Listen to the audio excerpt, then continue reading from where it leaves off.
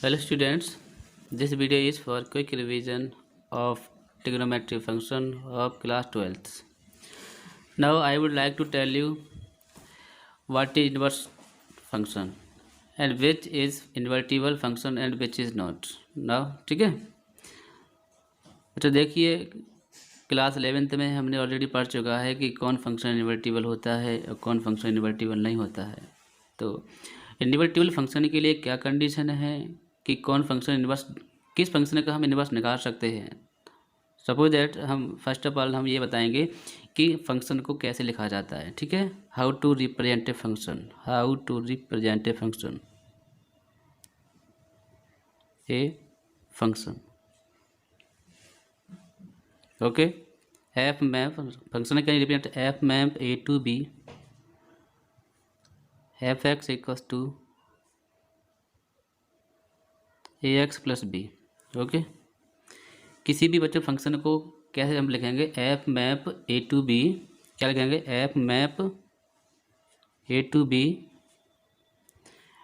और F X equals to A X plus B. ठीक है, यहाँ पे एक छोटी है ये A X plus B.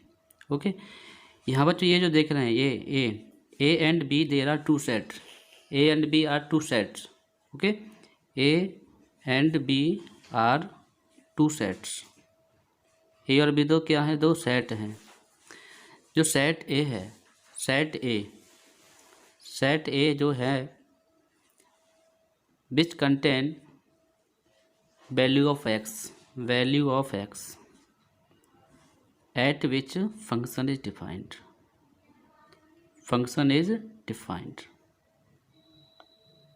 Okay. x की वो वैल्यू जिस पर फंक्शन डिफाइन हो, डिफाइन कब होगा, x की वैल्यू रखने पर फंक्शन एक डेफिनेट वैल्यू दे। ठीक है, एनी रियल नंबर। ओके, क्या नहीं होना चाहिए, कौन कौन सी ऐसी वैल्यू है जिस पर ये फंक्शन डिफाइन नहीं होता है, जिसे हम बोलते हैं, ठीक है, नॉट डिटरमाइंड वैल्यू। ठीक है, इनडिटरमाइंड वैल्यू कौन सी है, 0/0, इन्फिनिटी अपॉन इन्फिनिटी, इन्फिनिटी की पावर इन्फिनिटी, 0 की power 0, infinity minus infinity. Okay, ये सभी क्या हैं, इनडिटरमिनेंट वैल्यू हैं। कैसी हैं, इनडिटरमिनेंट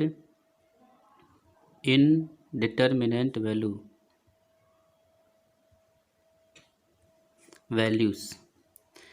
अगर x की वैल्यू रखने पर हमें ऐसा कुछ मिले तो हम कहेंगे function is not defined at this value.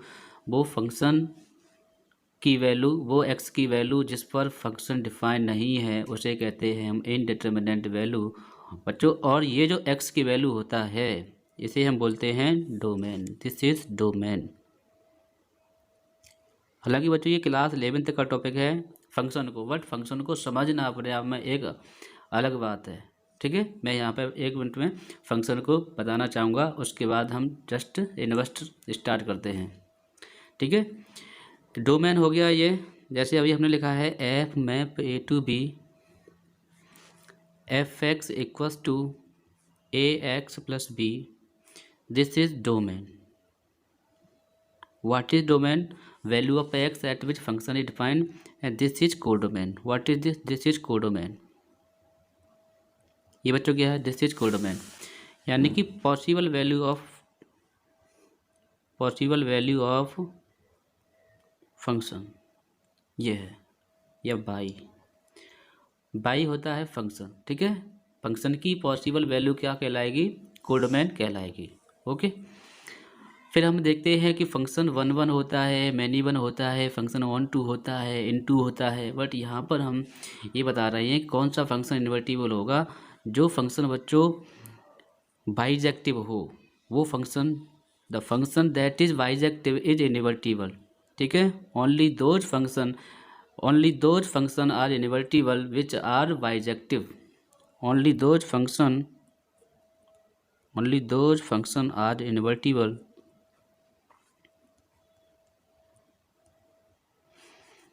which are bijective, bijective का मतलब होता है बच्चों इंजेक्टिव प्लस सर्जेक्टिव। इंजेक्टिव और सर्जेक्टिव। इंजेक्टिव का मतलब होता है बच्चों फंक्शन इज 1 1, और सर्जेक्टिव मतलब होता है फंक्शन ऑन टू।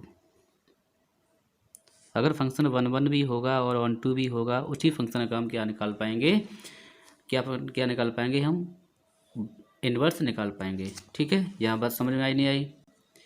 ग्राफिकल तरफ से देखा जाए कि 1 1 कौन सा फंक्शन होता है, देखते हैं 1 1।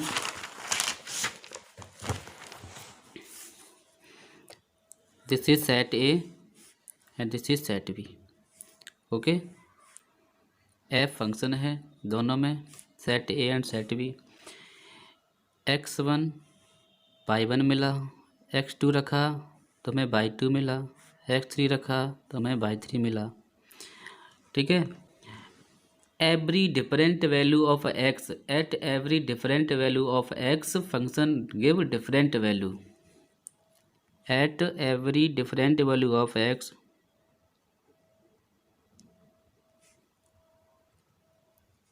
x function give different value.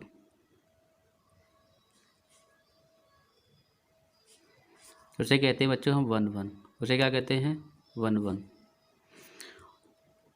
On to कैसे कहते हैं, 1 1 को जैसे चेक कर सकते हैं, fx1 equals to fx2। If fx1 equals to fx2 then x1 equals to x2 हो। तो ये है बच्चों हम फंक्शन को 1 1 चेक करने का मेथड है। ठीक है, ऑन टू का मतलब क्या होता है बच्चों, ऑन टू। ठीक है, ऑन टू का मतलब होता है बच्चों कि कोडोमैन के प्रत्येक each codomain have 1 pre image. Each codomain have 1 pre image. तो यहाँ पे बच्चों कहेंगे each codomain has 1 pre image. प्रत्येक कोडोमैन का एक प्री इमेज हो। ठीक है, तो उसे क्या कहेंगे, this is onto function. इस कंडीशन में जो बच्चों रेंज आएगा और कोडोमैन होगा वो हमेशा क्या होगा, इक्वल होगा। वो क्या होगा बच्चों, इक्वल होगा। रेंज और कोडोमैन क्या होगा, इक्वल होगा इस कंडीशन में, तो फंक्शन ऑन टू हो जाएगा। ठीक है, क्या हो जाएगा, फंक्शन ऑन टू हो जाएगा।